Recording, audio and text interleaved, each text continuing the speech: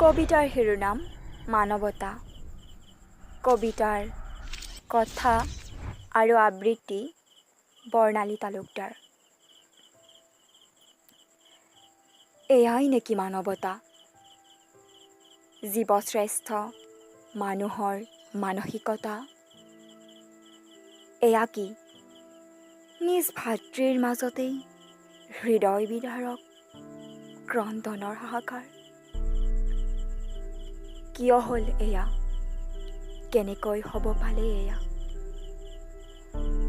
যদি এয়াই হয় মানৱতা, তেন্তে কওঁ পশুতকৈও অধম এই মানৱ জাতি। হিয়া ভগা কান্দোন আৰু কাতৰতাৰে ভৰা অনুৰোধৰ পিছতো কিয় হ'ল এই অৱস্থা? কিয় হ'ব লগা হ'ল বলি সেইসকল নৰপিশাচৰ হাতত? কি দুখ আছিল তেওঁলোকৰ?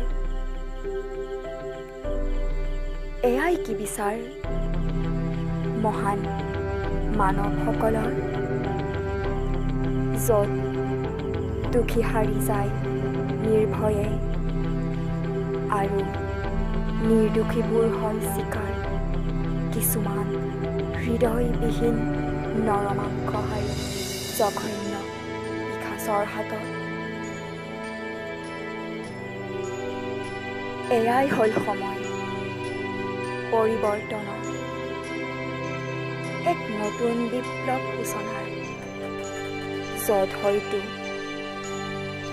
বৈ যাব পাৰে এখন তেজাল নৈ, কিন্তু থমকি ৰোৱাৰ কথা হ'ব লাগিব কল্পনাৰো অগোচৰ।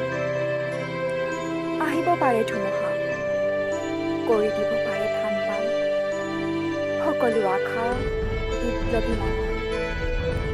তথাপিও এই ৰক্তশিখা সদৃশ বিপ্লৱীৰ লক্ষ্য হ'ব লাগিব সন্মুখলৈ।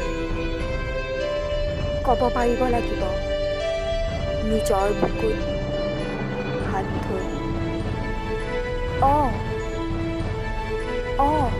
আমি অসমীয়া, আমি এই অসম দেশৰেই অসমীয়া।